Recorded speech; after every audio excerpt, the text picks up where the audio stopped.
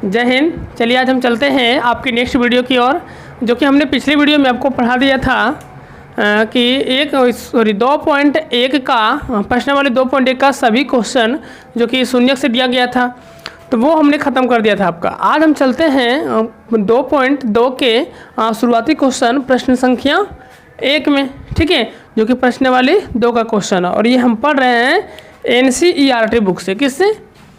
NCERT, जिसको हम लोग बोलते हैं BTC, ठीक है, इस बुक से हम लोग पढ़ रहे हैं। और ये चैप्टर का जो नाम है ये बहुपद। क्या है? बहुपद, ठीक है।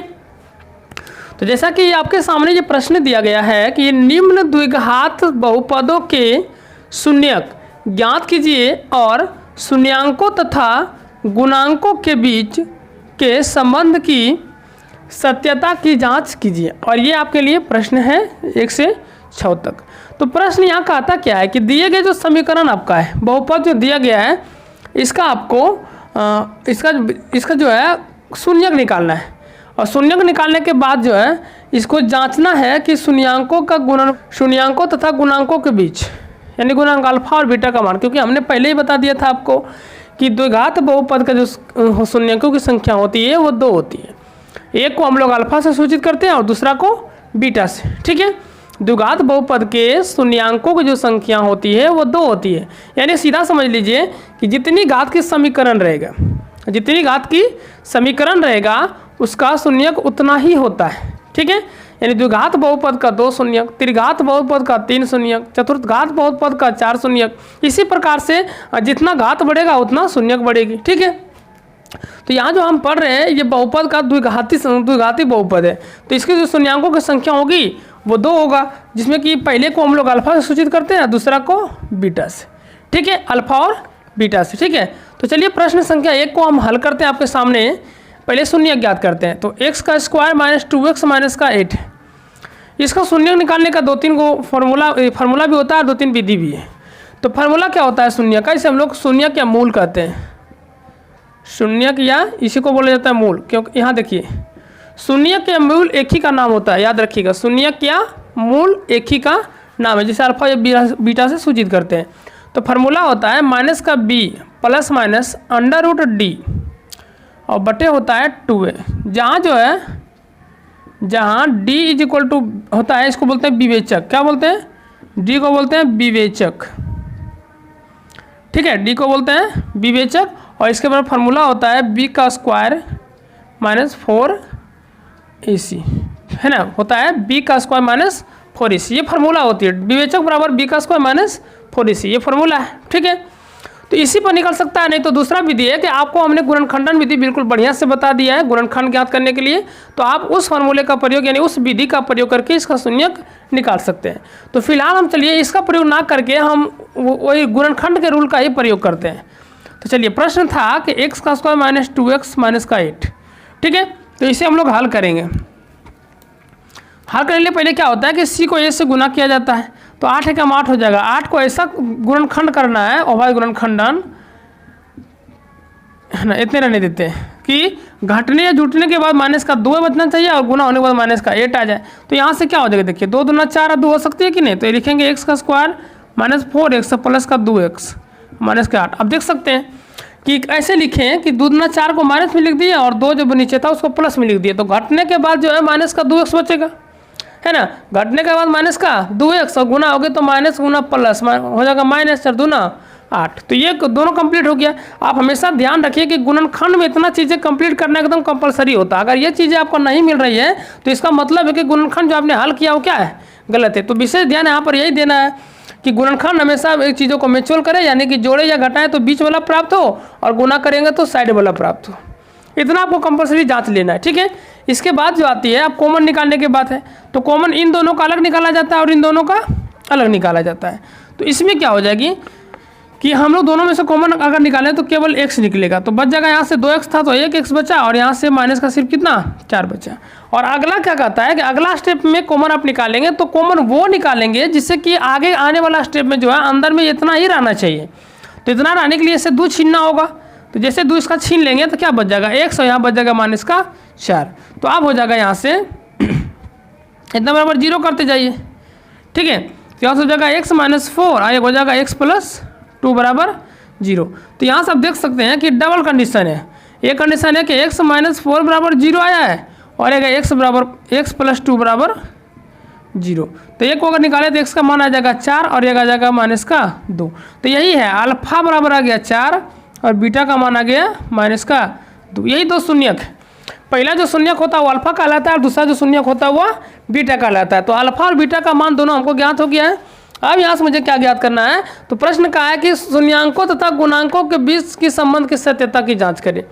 तो एक फार्मूला आपने पढ़ा होगा या नहीं भी पढ़े होंगे तो आप देख लीजिए, यहाँ पर फार्मूला होता है कि शून्यांकों का योगफल अल्फा प्लस बीटा यानी शून्यांकों का योगफल। तो शून्यांकों का योगफल का फार्मूला होता है -b/, और एक होता है अल्फा इंटू बीटा यानी शून्यांकों के गुणनफल। देखिए इसको बोलते हैं शून्यांकों का योगफल और इसको बोलते हैं शून्यांकों का गुणनफल। ठीक है ना। गुणा में तो गुणनफल, जोड़ में तो योगफल, इसके बराबर होता है c/a।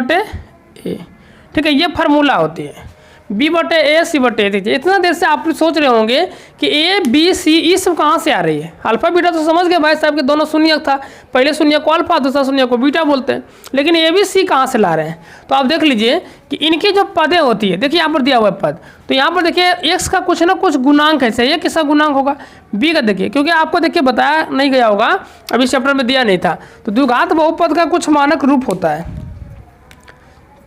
द्विघात बहुपद का मानक रूप, द्विघात बहुपद का मानक रूप होता है, मानक रूप होता है ax² प्लस bx और प्लस का c बराबर 0।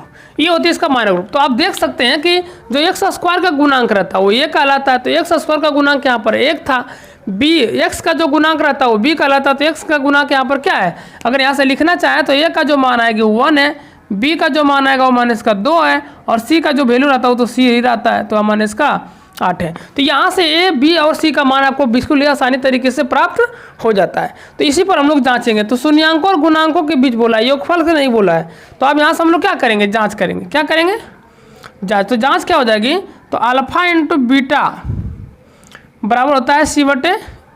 तो अल्फा का जो मान आया है आप देख सकते हैं कि 4 आया है और बीटा का जो मान आया है वो माइनस का 2 आया है और सी का जो वैल्यू है वो माइनस का 8 है और ए का वैल्यू जो है 1 है। तो आप देख सकते हैं यहाँ से 4 दूना 8 माइनस का, ये माइनस का 8, तो दोनों बराबर है कि नहीं। तो यही जांच हो गया है ना। इसी इतना ही बस करना है आपको। और ये जो प्रश्न है आपका बोर्ड का एग्जाम में जो है 10th बोर्ड एग्जाम में लगभग ये 5 नंबर का प्रश्न पूछती है। तो आप इसको बिल्कुल ही ध्यान से देख लीजिएगा, ध्यान से समझ जाइएगा। यदि समझ में नहीं आया है तो वीडियो को फिर से स्किप कर लीजिए पीछे की ओर और आप उसको बढ़िया से देख लीजिए। ठीक है, चलिए हम लोग चलते हैं प्रश्न संख्या 2 की ओर। तो प्रश्न संख्या जो 2 का आता है कि 4s का स्क्वायर और माइनस का 4s प्लस का 1, चलिए इतना दिया हुआ है ना। तो इतना दिया हुआ मान हमारा, तो इसको भी गुणनखंड के रूप में ही निकाल लेते हैं, है ना। चलिए क्या हो जाएगा, देखिए गुणनखंड इसका, ये 4 गुना 1 के साथ होगी तो 4 हो जाएगा। 4 को तोड़ेंगे तो 2 और 2 में टूटेगी, नहीं टूटेगा। देखिए 4 को तोड़ेंगे तो 2 और 2 और 2 को माइनस में लिखेंगे तो जुटेगा तो माइनस का 4 और गुना हो गया तो 2 दूना क्या हो जाएगा, प्लस का 4। तो यहाँ से हो जाएगा हमारा 4s का स्क्वायर माइनस 2s और माइनस का 2s और प्लस का कितना 1, क्योंकि आप देख लीजिए माइनस माइनस जोड़ेंगे तो माइनस का 4s और 4 गुना 1 हुआ था 4 हुआ था कि नहीं। तो 4 करेंगे 2 दूना तो प्लस माइनस माइनस का गुना क्या हो जाएगा, माइनस गुना माइनस क्या होती है, प्लस होती है। तो यहाँ से हो जाएगा प्लस का 4।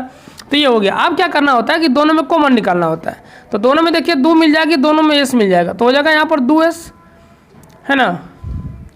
यहाँ से क्या हो जाएगी 2s और यहाँ 2s निकल गया तो माइनस का 1 बचा। अब आगे की संख्याओं में क्या निकालें, अब आगे की संख्या में क्या निकालें कि इसमें भी क्या बच जाए, 2s ही बचे। तो माइनस का सिर्फ 1 निकाल दीजिए तो बच जाएगा 2s और माइनस का बच जाएगा 1, है ना। तो यहाँ से क्या हो गया, तो एक देखिए यहाँ से 0 कर सकते हैं इसके बराबर, कोई दिक्कत नहीं है।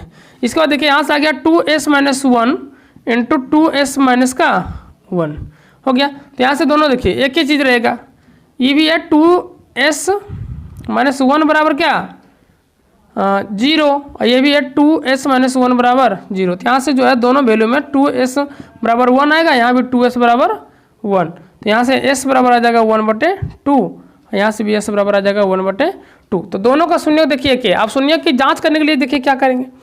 तो यहाँ से अगर हम जांच की बात करें, क्या चीज़ की, जांच की, तो जांच क्या हो जाएगा, अल्फा इंटू बीटा बराबर c/a पर जांचेंगे।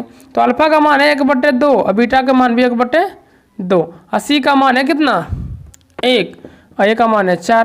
तो यहाँ से 1/4 बराबर 1/4, तो ये भी क्या हो गया, प्रूव्ड हो गया। ठीक है, तो यहाँ से सभी क्वेश्चन आपको बिल्कुल समझ में आ गया होगा बिना किसी डाउट की। ठीक है, तो हमने आज question number 1 question number 2 complete किया। और अब देख ही रहे हैं कि लाइन थोड़ा सा डिस्टर्ब हो गया है, कट गया लाइन, तो यहाँ से वीडियो में आज रोकना पड़ेगा। इसके लिए हमें बहुत ज़्यादा खेद है आप लोगों के लिए। हम लोग मिलते हैं, चलिए नेक्स्ट वीडियो में इस क्वेश्चन को आगे बढ़ाते हुए मिलेंगे। ठीक है, तब तक के लिए जय हिंद।